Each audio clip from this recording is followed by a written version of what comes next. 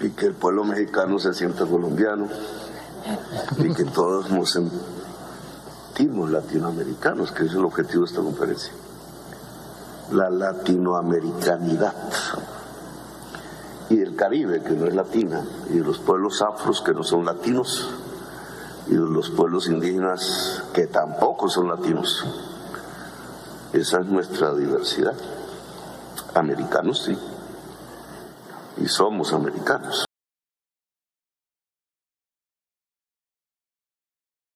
Con un caluroso saludo al pueblo mexicano, a continuación damos paso a las palabras del señor presidente de los Estados Unidos mexicanos, Andrés Manuel López Obrador. Amigas, amigos, participantes de esta conferencia latinoamericana y del Caribe sobre drogas. Celebramos esta iniciativa del presidente Gustavo Petro y coincidimos con las conclusiones de este encuentro, de esta conferencia. Solo voy a referirme a asuntos de carácter general y al final quiero puntualizar sobre lo que trata el documento que se va a suscribir de manera conjunta. Pienso que lo fundamental para enfrentar el flagelo de la drogadicción y de la violencia está en atender las causas con un nuevo criterio, no pensar solo en medidas coercitivas. Tenemos que poner por delante el criterio de que la paz es fruto de la justicia.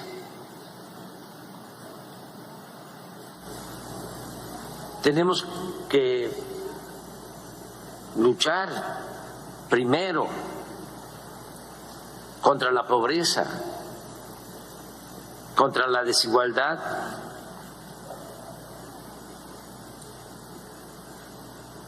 para enfrentar el problema de la violencia. Hay que ofrecer empleos, buenos salarios, atender a los jóvenes,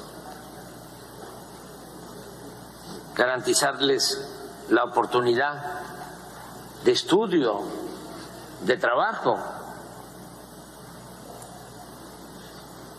También fortalecer nuestros valores culturales, morales, espirituales. Tenemos que utilizar toda la reserva de valores que hemos heredado de las grandes civilizaciones que florecieron en nuestra América. Eso está ahí. Por esas culturas nos hemos salvado ante pandemias y terremotos e inundaciones y malos gobiernos y corrupción y otras calamidades. ¿Qué es lo que nos saca siempre adelante? Nuestras culturas, nuestro pasado, nuestras grandes civilizaciones. Con todo respeto, esto no viene de hace 500 años y no nos trajeron la civilización. Ya en todos nuestros pueblos habían florecido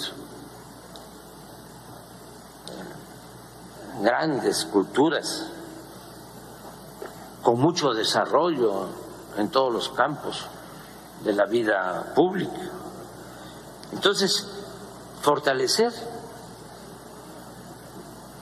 lo que somos, nuestra identidad, nuestra idiosincrasia. Imagínense la ventaja que tenemos de que nuestras familias son muy fraternas, muy unidas. Y esto viene de lejos. No es de que, como en otros pueblos, lo digo con todo respeto, los jóvenes llegan a la adolescencia y ya se tienen que ir de la casa. Aquí no es así, por eso hasta abusan y se quedan más de la cuenta. Pero son nuestras costumbres, nuestras tradiciones. ¿Qué hacen los jóvenes solos? ¿Qué no es importante el amor en la familia, el apapacho? Entonces, tenemos que fortalecer eso y también contrarrestar el consumismo, el modelo materialista, el lujo barato, entender que la felicidad verdadera es estar bien con uno mismo, estar bien con nuestra conciencia y estar bien con el prójimo.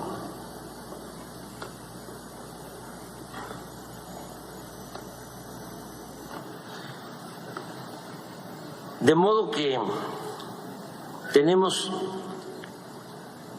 que fortalecer todos estos valores y enfrentar el modelo que han venido imponiendo, individualista, que no nos ayuda en nada. Pienso que, aunque no sea un problema nuestro propiamente, o que no nos afecte de manera directa, tenemos la obligación moral y por humanismo debemos de participar en el combate al consumo del fentanilo en Estados Unidos. Es una pandemia que están enfrentando. No es un asunto nada más cuantitativo. No es decir, pierden la vida 100,000 jóvenes cada año por el consumo del fentanilo, y dar la espalda y decir, a nosotros no nos importa. Tenemos que actuar con humanismo y entender que, independientemente de nuestras diferencias, por encima de banderías partidistas y de posturas ideológicas, están los derechos humanos. Y el principal derecho humano es el derecho a la vida y ayudar en todo lo que podamos. Desde luego, hacerlo con respeto a nuestras soberanías y también buscando que se procure atender ese problema. de fondo, porque no es eliminar el fentanilo. Si hay consumo, es que algo anda mal en esa sociedad, porque puede desaparecer el fentanilo y va a surgir otra sustancia igual de dañina o peor. Puntualmente diría algunas cosas para terminar. Que nosotros procuremos con inversiones propias y también con inversión de organismos financieros internacionales, apoyar más la actividad productiva del campo en nuestros países, para sustituir la siembra de marihuana, de amapola, de cocaína, por la siembra de maíz, de frijol, de cacao, de café, frutales y miles de millones de árboles frutales y maderables, con el propósito también de cuidar nuestra naturaleza.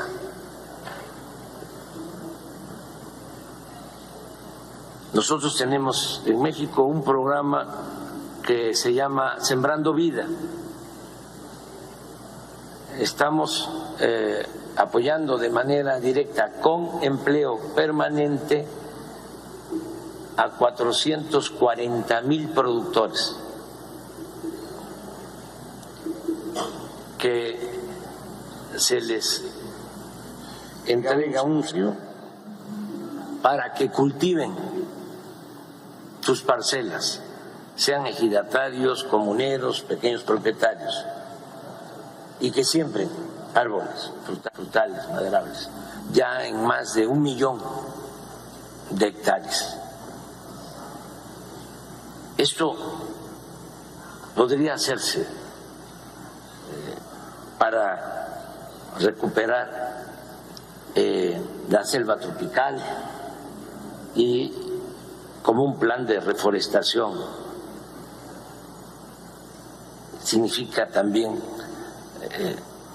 dar empleo, ocupación.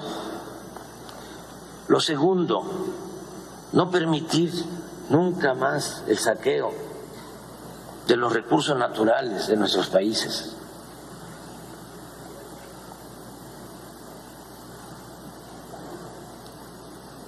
Más que una pandemia, una peste, es la corrupción. Y hay que desterrarla.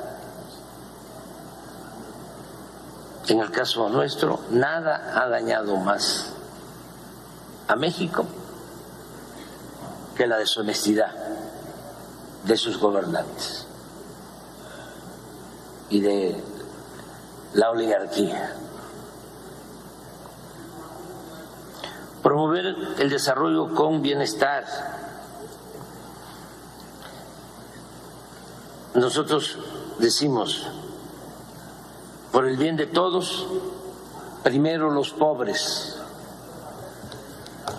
Hay que atender a todos, hay que escuchar a todos, hay que respetar a todos, pero hay que darle preferencia a los pobres, a los más necesitados. 4,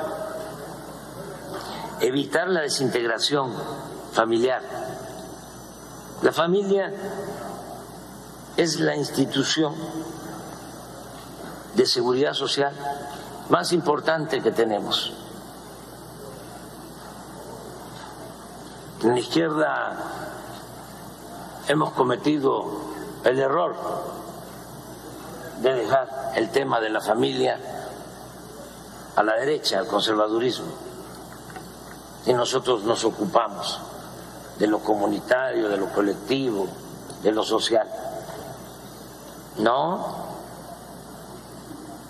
tenemos que comenzar todas nuestras acciones pensando en una sociedad mejor desde las familias. Y lo otro que es también más básico, atender a los jóvenes. En el caso de nuestro país es muy vergonzoso que nunca se hizo nada por los jóvenes. Lo más destacado fue que en el sexenio pasado se acuñó la frase discriminatoria de llamarle a los jóvenes niñis, que ni estudian ni trabajan.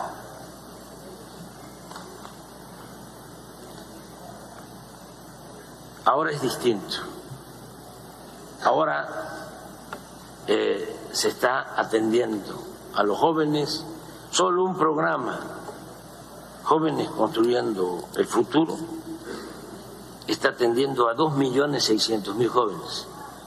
Los que ya no tienen opciones de estudio, de trabajo, se les contrata y trabajan como aprendices en empresas, en talleres, en el campo.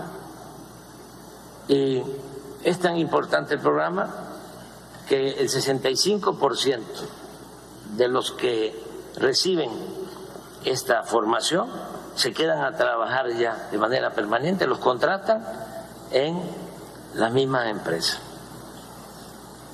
¿Qué hacemos con esto también? Es quitarles el semillero a las bandas de la delincuencia, que no enganchen a los jóvenes, que los jóvenes tengan opciones, tengan alternativas,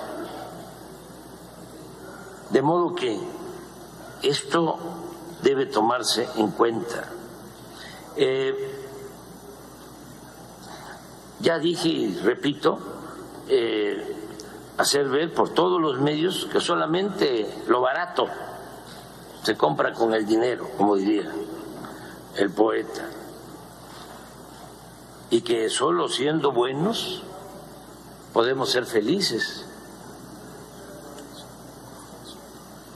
Nada de el modelo de las series famosas, de las muchachas y los muchachos guapos, y de las residencias, y de los carros de lujo.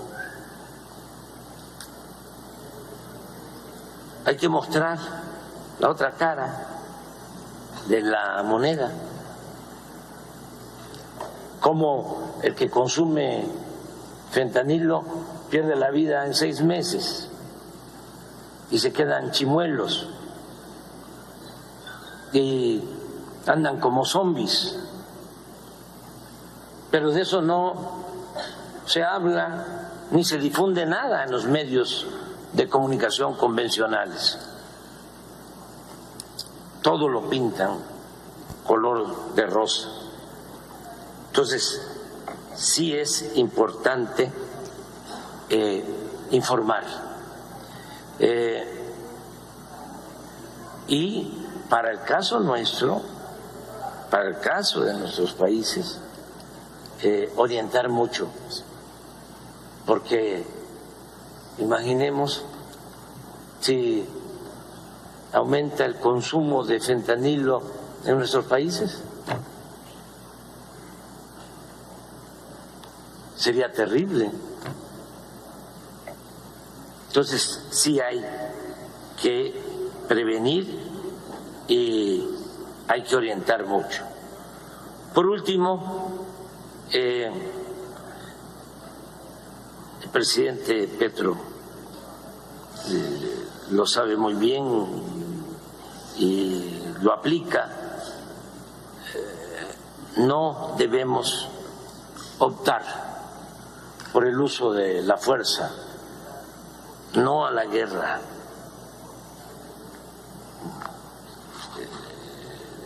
yo celebro estar aquí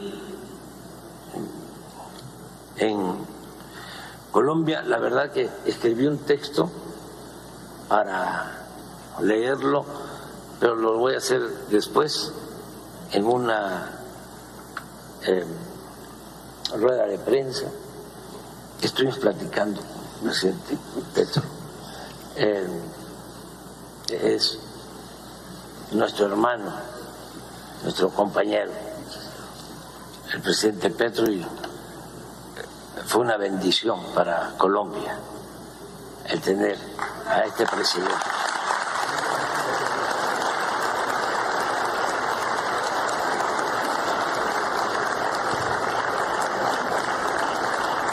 Aunque lo voy a decir al rato, me voy a repetir.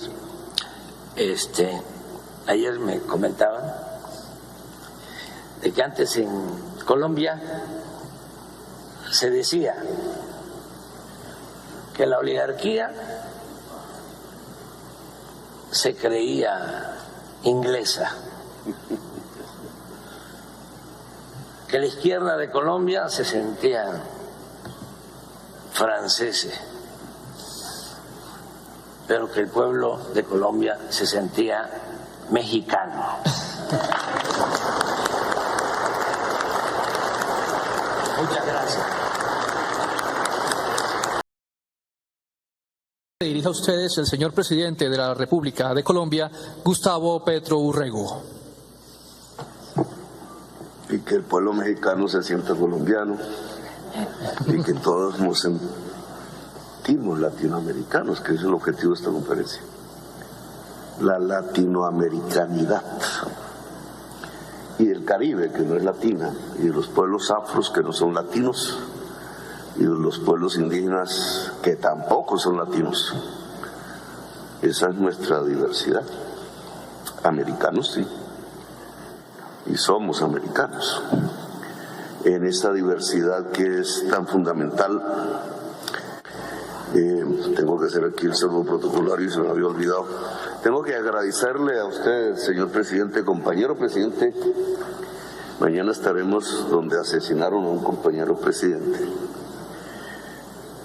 Tengo que agradecerle por la hospitalidad que México va a otorgar al quinto ciclo que se va a realizar en el mes de noviembre en el diálogo de paz entre el gobierno y el Ejército de Liberación Nacional, ELN. Esperemos, ha venido avanzando con pasos ciertos como nunca había ocurrido el proceso de paz entre el Estado, la sociedad y el ELN, y esperemos que con su hospitalidad demos aún pasos todavía mayores en un tema que tiene que ver con la paz de Colombia, que en el fondo es también la paz de América Latina y en cierta forma del mundo, porque hacemos parte de este planeta. Y tema que, si lo miro desde la perspectiva de la paz, tiene que ver con este tema que estamos aquí dialogando y discutiendo. Le agradezco al gobierno mexicano su presencia aquí, a Andrés Manuel López Obrador, a su delegación, a los ministros, ministras de Relaciones Exteriores, embajadores, jefes de misiones diplomáticas acreditadas en Colombia, observadores internacionales y delegaciones de los países que nos acompañan, el gobernador del departamento del Valle encargado, José Fernando Gil, el alcalde de Santiago de Cali, Jorge Iván Ospina, aquí presente, los medios de comunicación nacionales e internacionales. A todos los presentes, han participado 17 países a ese nivel, participantes, y hay 10 países más que han sido observadores de este evento. Este evento que el presidente Andrés Manuel López planificamos un poco, ideamos en México, cuando fui allí en la visita, tiene un propósito. Yo yo soy un poco más afanado en conseguir los propósitos y estos temas tendrán mucho más largo aliento que incluso nuestra propia existencia. Pero tiene un propósito, y es que América Latina hable por sí misma y no repita los discursos oficiales del poder mundial. En este tema específico, que podamos a partir, porque hemos vivido la experiencia, la estamos viviendo, de estos 50 años en el caso de Colombia, que es por donde comienza este problema, que ahora es un problema americano, en todo el sentido de la palabra, de las Américas. Pero tenemos esa experiencia de 50 años, una experiencia sanguinaria y feroz. Y se empieza a repetir desde hace algunas décadas en otros países, México. Por eso, quizás el hecho de que sea Colombia y México los citantes de esta reunión tiene un sentido, un valor en el planeta Tierra, en la humanidad. Porque nosotros somos las mayores víctimas de esta política. Y empiezo por subrayar la palabra víctimas, no victimarios. En los 50 años nos han señalado como victimarios. Y ha sido tanto el temor ante el poder mundial de nuestras capas dirigentes de la política, que entonces lo único que hemos hecho es, de una manera vergonzante, porque sabemos qué pasa en nuestros países. Hay un dicho popular en Colombia que es ser más papistas que el Papa. Es decir, repetir el discurso oficial de la lucha o de la guerra contra las drogas durante 50 años. Repetirlo y repetirlo, porque creemos que si nos separamos una coma de él, que si decimos, oiga, esperen, ustedes no tienen razón, señores de la Unión Europea, o señores de Naciones Unidas, o señores del gobierno de los Estados Unidos, o señores del gobierno ruso, no tienen razón, entonces nosotros mismos no lo decimos, nos autocensuramos, porque le tenemos temor a que nos digan que es que estamos aliados con el narcotráfico. Claro, como aquí se produce la mayor parte de la marihuana y de la cocaína, que durante estos 50 años señalaron el curso fundamental en el tiempo de la llamada guerra contra las drogas. Entonces nos da miedo a decir, oiga, lo que ustedes, que tienen la mayor parte de los consumidores de esas drogas en sus sociedades, nos da miedo decirles que están equivocados. Y repetimos un discurso oficial que, si fuese por simplemente las palabras, pues sería de pronto hasta inocuo, pero resulta que tiene unas consecuencias dramáticas en nuestras propias sociedades. Y que nuestro silencio en estos 50 años ha sido cómplice con un genocidio en nuestros países. Porque eso es lo que ha provocado la política oficial de guerra contra las drogas en nuestra América Latina, un genocidio. Y nosotros somos dirigentes políticos y sociales, unos de derechas, otros de izquierdas, otros no saben qué son, otros buscando alternativas, otras y movimientos que nacen en nuestra juventud y dinámicas. ¿Cuál es nuestra responsabilidad alrededor de este tema? Que cada vez más determina los destinos de nuestras sociedades, cada vez más. Antes pensábamos que era un problema de Colombia, nosotros encerrados, inundados de nuestra propia sangre, solos. Pero hoy no es así.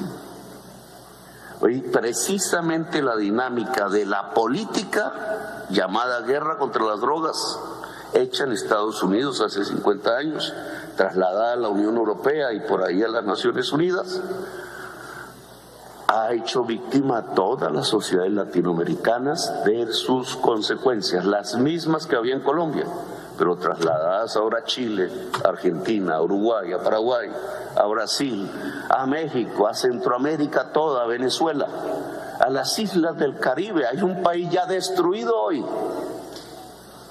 No fue Colombia que resistió, es Haití.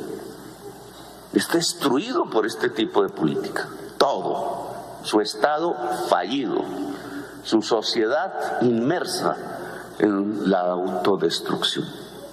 La sociedad que le gritó a todos nuestros países hace 2 siglos la palabra libertad. Qué paradoja. Como si cerráramos el círculo. Allí donde por primera vez se habló de república, de libertad, de democracia, es donde está hoy, al final de esos 2 siglos de vida republicana de nuestra Latinoamérica, el final del ciclo, la autodestrucción.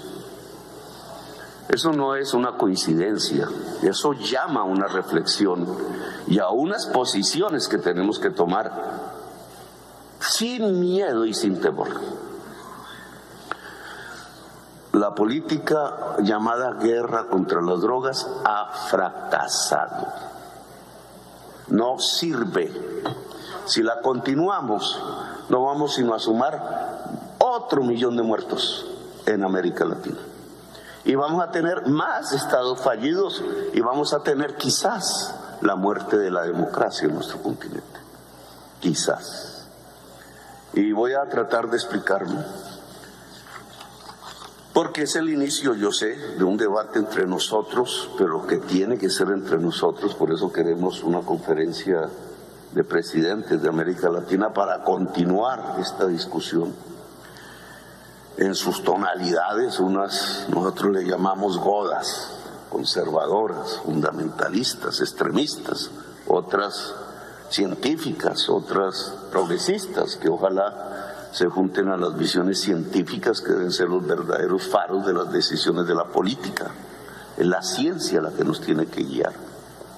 En esto no hay puntos finales, este es un debate, un proceso, unas experiencias en camino, pero hay que admitir las equivocaciones, si no, no salimos de la trampa, porque es una trampa.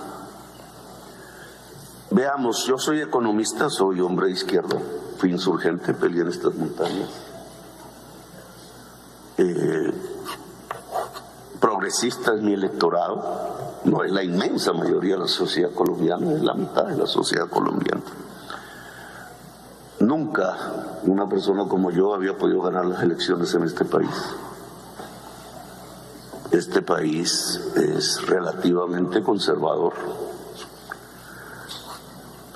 Pero me atrevo, aprovechando este espacio de la historia, al que tengo oportunidad de decir lo que pienso sobre esta materia. Soy economista y quisiera abordarlo un poco desde la profesión y desde el ABC que todo muchacho, muchacha que entra a estudiar economía aprende en el primer semestre, lo básico. No hay que ser un experto. Las drogas son un mercado, miren qué mercado, ¿no? Todos lo aceptamos aquí, es un mercado. Un mercado tiene una oferta y tiene una demanda. Dice el ABC de la economía que esa interacción genera algo que se llama el precio. ABC, nada nuevo bajo el mundo, consenso en el pensamiento económico. Entonces, ¿qué hacemos frente al mercado de las drogas? Tesis. Deberíamos reducir la demanda. Dice Juan B. Seix, padre de la economía, toda oferta crea su propia demanda o al revés. Toda demanda crea su propia oferta. ¿Cómo se reduce la demanda en un mercado? De primerazo alguien diría, pues, elevando el precio. Entre más elevado el precio, menos demanda hay. Esa es una tesis. Más o menos si se dan el café, se dan estos dulces, se dan las guayaberas que me regala el presidente, se da en los aretes, se da en las camisas, pantalones, en toda mercancía. ¿Cierto? Si se reduce la demanda, ojo, se reduce el precio. Si aumenta la oferta, se reduce el precio. ¿Estamos? Si aumenta la demanda, aumenta el precio, como el pan. Entonces, si nosotros reducimos la demanda de las personas que consumen estas sustancias, sin decir si es bueno o mala, sino si reducimos la demanda, ¿qué sucedería en el mercado de las drogas? Se cae el precio. Y si se cae el precio, ¿quién se enriquece?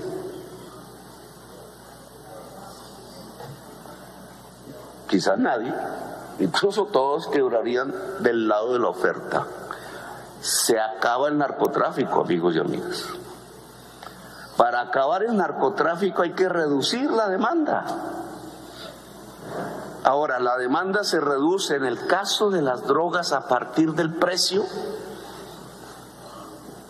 ¿Es el precio la variable que mueve el consumo de las drogas? De tal manera que si yo elevo sustancialmente el precio, ¿se acabaría la demanda? ¿O al revés? No. La demanda por drogas depende no del precio, depende de unos factores, y ahí el problema. Según la ciencia, de gentes que se vuelven adictas sin saber, incluso todavía no se sabe por qué una persona se vuelve adicta al alcohol y otra consumiendo el mismo alcohol no, o al café que tiene cafeína, no.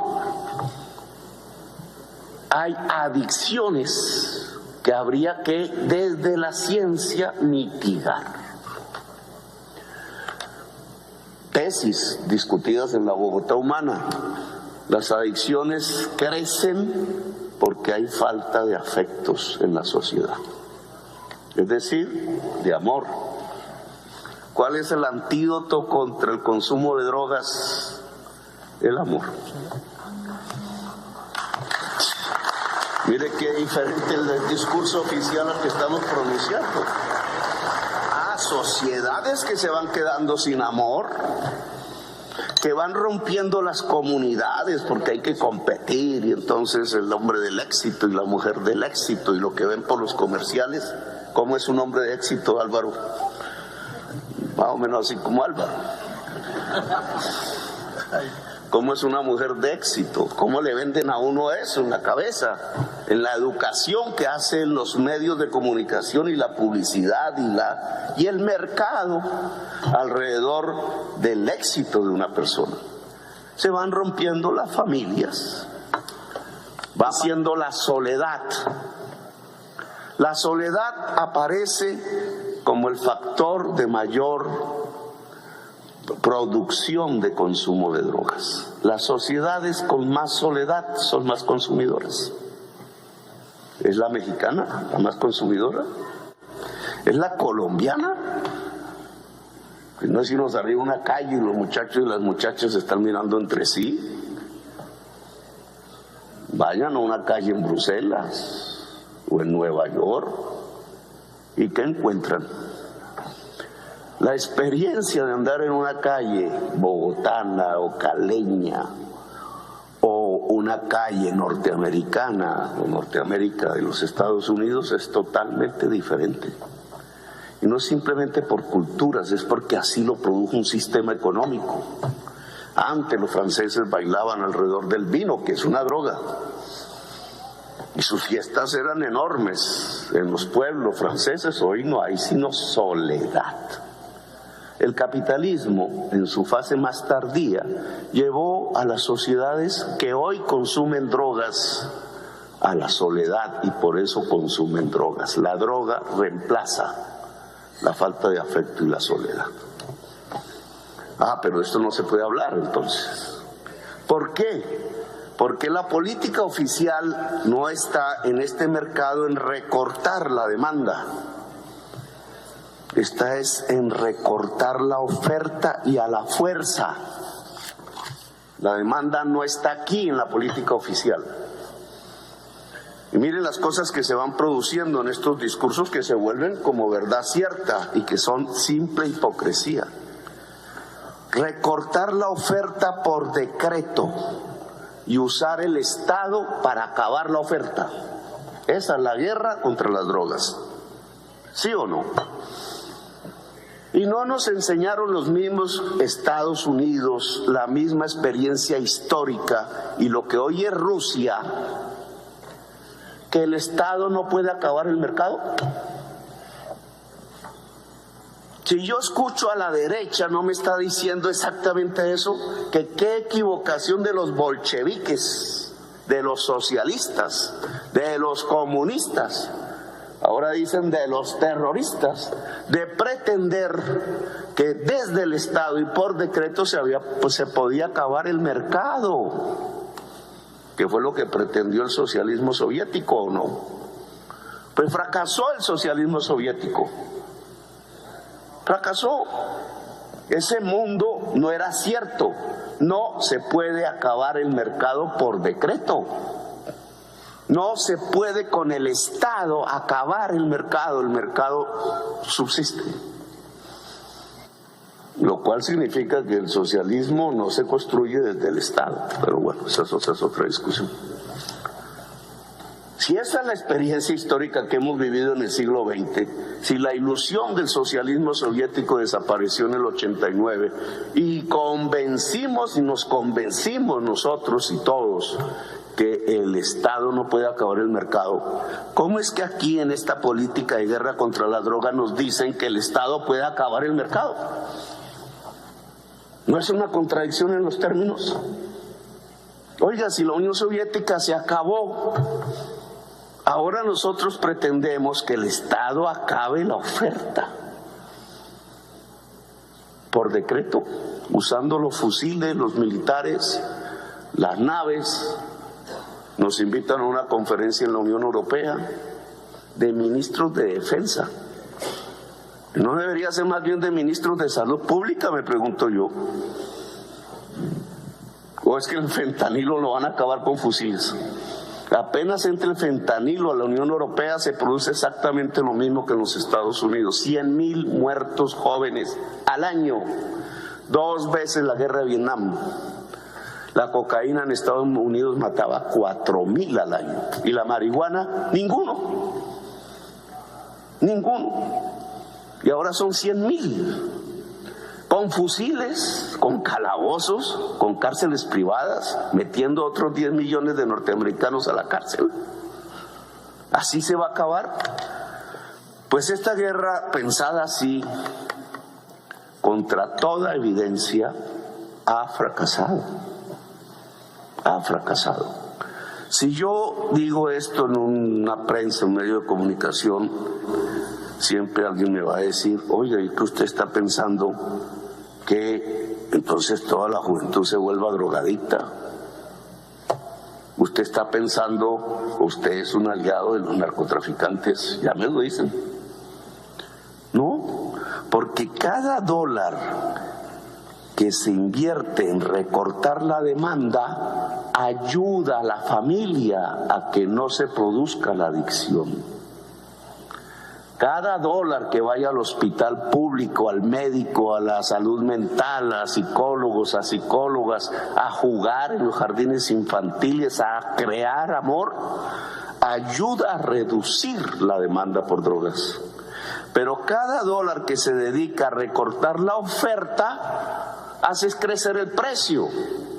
Y si crece el precio, los narcotraficantes tienen más dinero para comprar fusiles, para comprar vehículos blindados, para comprar misiles, para comprar políticos, para comprar senadores, para comprar generales, para comprar jueces, para comprar presidentes. Y entonces aquí está nuestra historia latinoamericana reciente. Si cogemos todos los presidentes y políticos que han sido puestos presos y condenados por sus relaciones con el narcotráfico, en todos nuestros países, encontraríamos que todos repetían el discurso oficial de la guerra contra las drogas, más papistas que el Papa. Hipócrita. Aquí en Colombia ordenaban fumigar decenas de miles de campesinos con un veneno que se llama glifosato. Sus bebés, sus perros, sus familias, sus cultivos de pan coger, todo. Porque así se combatía el narcotráfico, decían. Ordenaban ir a los campos y el que tuviera un campo de hoja de coca, capturarlo y meterlo en la cárcel, 25% de los presos. El que vendía droga en un barrio, cogerlo preso, generalmente un joven, y a la cárcel. Y el que consumía, a la cárcel. Cualquiera que fuese la cantidad de droga que tuviera en un bolsillo. Una guerra entre la policía y la juventud civil en los barrios populares. Una guerra visible, todos los días, todas las noches. Y ese mismo político que ordenaba hacer eso, se abrazaba en la noche en los clubes con el más grande narcotraficante de Colombia. Yo afirmaba en mis discursos, los senadores de la República hacían por las mañanas las listas de quienes iban a ser asesinados y por las noches hacían leyes de la República. El 35% del Senado de la República en la época paramilitar era aliado de los paramilitares, que era la organización narcotraficante más grande del mundo. 35% del Senado de la República, todo fue a parar a la cárcel. Estados que se van volviendo narcoestados. Ese es el producto de la guerra contra las drogas. Claro, en Viena, en las convenciones, hablando con los norteamericanos, en Washington o allá en Bruselas, todos son antinarcotraficantes. Saludan al jefe de la política antidrogas de los Estados Unidos por la mañana, cogen el avión y después se abrazaban con Pablo Escobar en las noches con las niñas. Hipocresía. El efecto no es simplemente ese, la hipocresía de una política.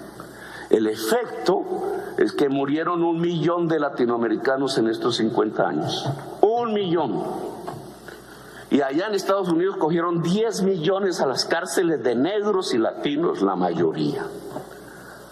Y nuestros estados hoy tienen regiones, subregiones bajo control mafioso, no bajo control de la democracia. Incluido Haití, que está todo ya bajo ese control. Y hemos tenido presidentes que son narcotraficantes, y políticos y dirigentes en todas las vertientes de la ideología. Y el culpable ha sido el campesino, el humilde. Y los hemos llevado a la cárcel y les hemos bombardeado sus cultivos. Y en Colombia hay una guerra eterna que se extiende, no que se quita de Colombia, sino que empieza a aparecer en sus formas, o que es el Comando Rojo en Brasil, o el Jalisco y el Sinaloa y no sé qué vainas. Ejércitos privados cada vez más fuertes con capacidad de derrotar o comprar estados. Y esa se ha vuelto América Latina, el país de los poetas y los escritores y de la belleza, como digo yo.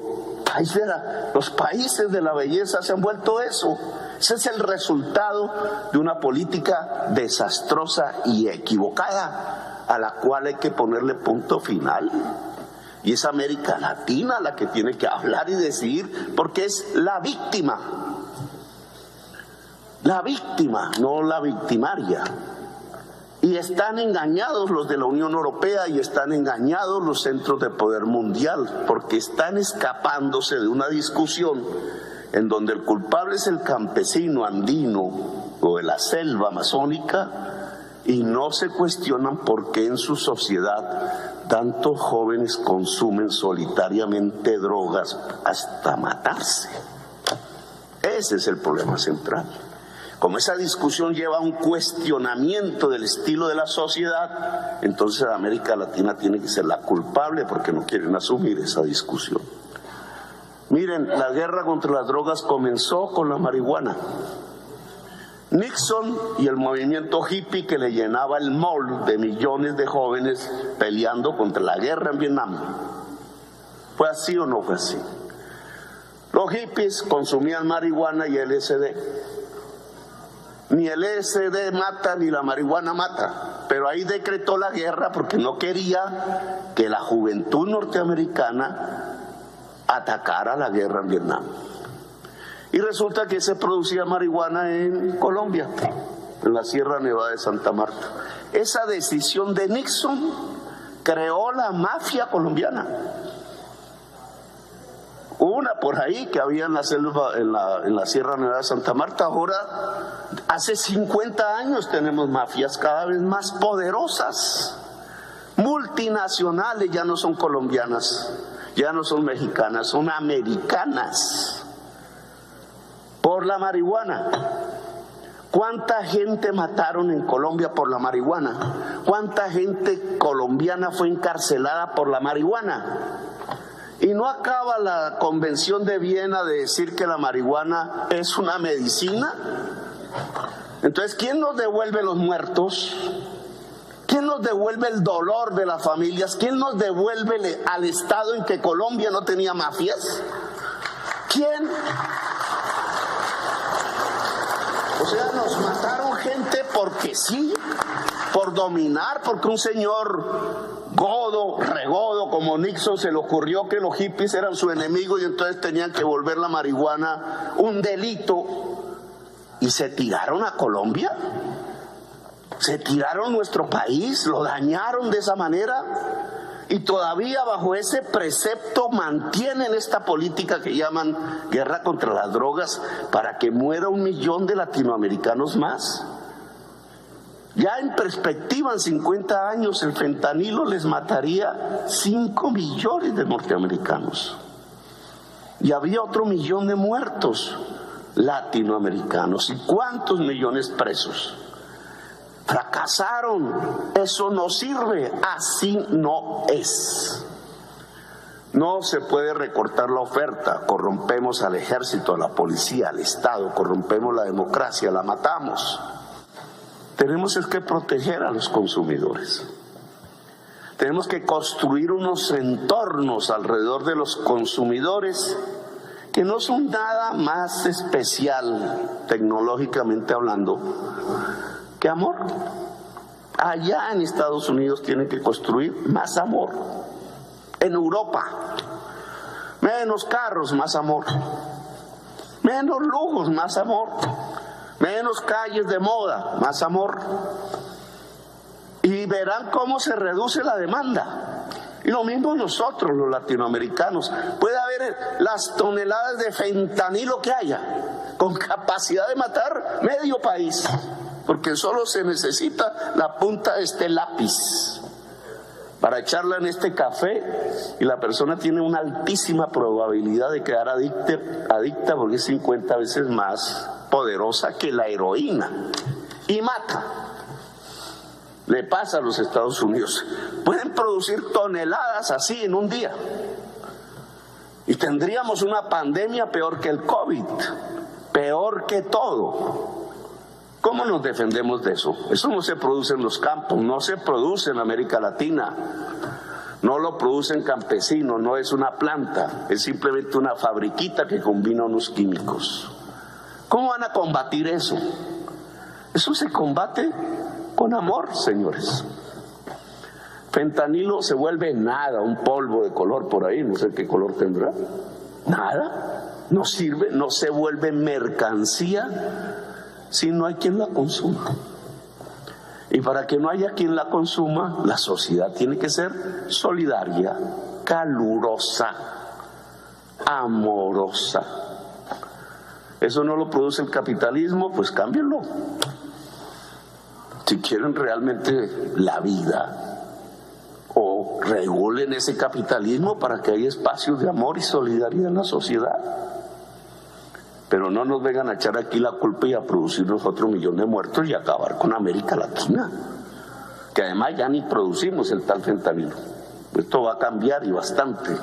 Los laboratorios de cocaína van a estar en España y en Bruselas, allá donde está la Unión Europea, allá hay laboratorios de cocaína, junto al Parlamento Europeo, en los grandes puertos europeos. Laboratorios de cocaína no están aquí en Cali, se los están llevando, porque allá necesitan pureza para competir con el fentanilo. Se acabó, señores. Entonces, lo que yo le propongo, que me extiendo mucho, ese es mi problema. Adelante. Lo que yo le propongo a los expertos, las expertas que han venido aquí, delegaciones participantes de América Latina y observadores de fuera, es que reunamos los presidentes, demos un paso más. Lo que yo propongo es tener una voz diferente y unificada, que defienda nuestras sociedades, nuestro futuro y nuestra historia. Y dejar de repetir un discurso fallido que ya fracasó. Sin vergüenza. Sin vergüenza.